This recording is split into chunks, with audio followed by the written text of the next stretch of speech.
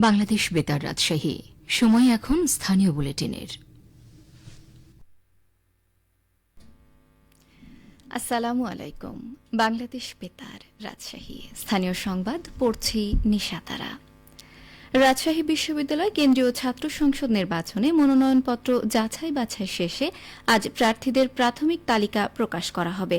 রাকসুতে 23টি পদের বিপরীতে মোট 322টি মনোনয়নপত্র জমা পড়েছে।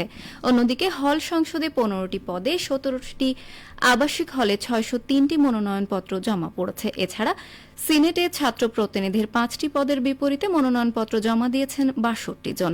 আগামী 14 সেপ্টেম্বর প্রার্থীদের চূড়ান্ত তালিকা প্রকাশ এবং 25 সেপ্টেম্বর ভোট গ্রহণ অনুষ্ঠিত হবে। নির্বাচনে ছাত্রদল, ছাত্র শিবির সহ বাম দলগুলো পৃথক প্যানেল ঘোষণা করেছে। কেন্দ্রীয় ছাত্র সংসদ নির্বাচনে ভিপি পদে 20 জন, জিএস পদে 15 জন এবং এজিএস পদে 16 জন মনোনয়নপত্র দাখিল করেছেন। নির্বাচন কমিশন বলছে, রাকসু নির্বাচন সুষ্ঠু করতে প্রয়োজনে নতুন করে নীতিমালা আরোপ করা হবে। এদিকে রাজশাহী বিশ্ববিদ্যালয় কেন্দ্রীয় ছাত্র সংসদ রাকসু নির্বাচনে বৈষম্য বিরোধী সাবেক সমন্বয়কদের নিয়ে গঠিত আধিপত্য বিরোধী ঐক্য প্যানেলের প্রার্থীদের নাম ঘোষণা করা হয়েছে। আজ দুপুরে রাকসু ভবনের সামনে আয়োজিত এক সংবাদ সম্মেলনে তাদের নাম ঘোষণা করা হয়। এই প্যানেলের ভিপি পদে মেহেদী সজীব, জিএস পদে সালাউদ্দিন আম্মার এবং এজিএস পদে আকিল বিন তালেবের নাম ঘোষণা করা হয়। রাজশাহী মেট্রোপলিটন পুলিশের থানা ও ডিবি পুলিশের অভিযানে বিভিন্ন অপরাধের অভিযোগে মোট 15 জনকে আটক করা হয়েছে। মহানগরীর বিভিন্ন স্থানে অভিযান চালিয়ে ওয়ারেন্টভুক্ত 4 জন, মাদক মামলায় 2 জন এবং অন্যান্য মামলায় 9 জনকে গ্রেফতার করেছে রাজশাহী মেট্রোপলিটন পুলিশ। গ্রেফতারকৃত আসামিদের বিরুদ্ধে আইনগত ব্যবস্থা গ্রহণ করা হয়েছে। নাটোরে বিদেশি মদ ও ইয়াবা সহ 2 জনকে আটক করেছে গোয়েন্দা পুলিশ। আজ সকালে শহরের বনবেলঘরিয়া এলাকা থেকে তাদের আটক করা হয়। আটককৃতরা হল চাঁপাইনবাবগঞ্জের শিবগঞ্জ উপজেলার বাসিন্দা সোহেল রানা এবং আমিন উদ্দিন।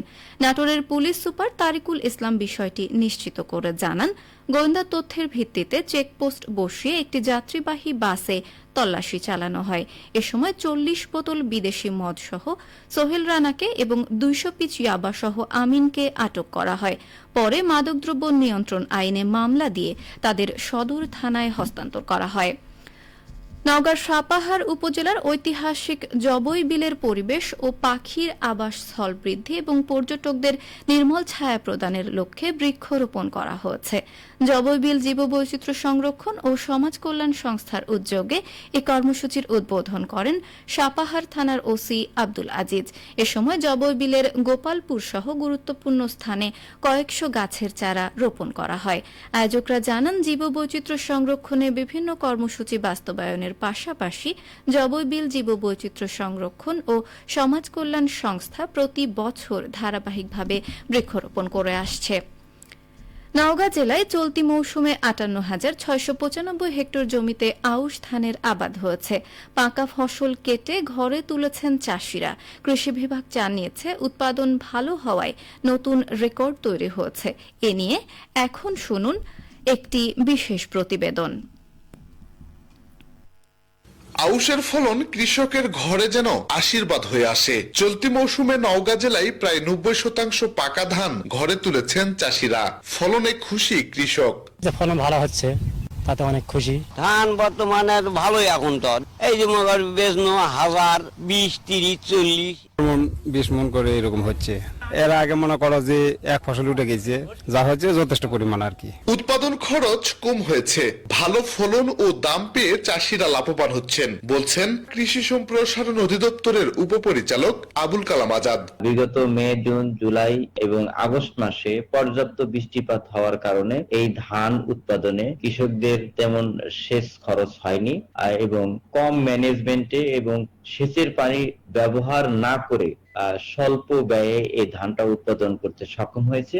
বিধায় কৃষক এই ফসল থেকে লাভবান হবেন। তিনি বলছেন, ফসল ভালো হওয়ায় গত বছরের চেয়ে এবছর এ জেলায় চালের উৎপাদন বৃদ্ধি পাচ্ছে। 1,90,000 মেট্রিক টন এই বর্ষালেই ধান হতে চাল উৎপাদন হবে বলে আমরা আশা করছি এবং যেটা গত মৌসুমের চেয়ে প্রায় 5,000 মেট্রিক টন চাল বেশি উৎপাদন হবে। আউশের ধান কেটে সেই জমিতেই আমনের চারা রোপণ করছেন কৃষক। শফিক ছোটন, নওগাঁ জেলা সংবাদদাতা, বাংলাদেশ বেতার, রাজশাহী। সবশেষে আবহাওয়া। আজ রাজশাহীতে সর্বোচ্চ তাপমাত্রা ছিল 35.7 ডিগ্রি এবং সর্বনিম্ন 27 ডিগ্রি সেলসিয়াস। বিকেল 3টায় বাতাসে আপেক্ষিক আর্দ্রতার পরিমাণ ছিল 61%। রাজশাহী ও এর পার্শ্ববর্তী এলাকায় আজ সূর্যাস্ত সন্ধে 6:14। সংবাদ শেষ হলো। আমাদের পরবর্তী স্থানীয় সংবাদ ইংরেজিতে সন্ধে 6:05।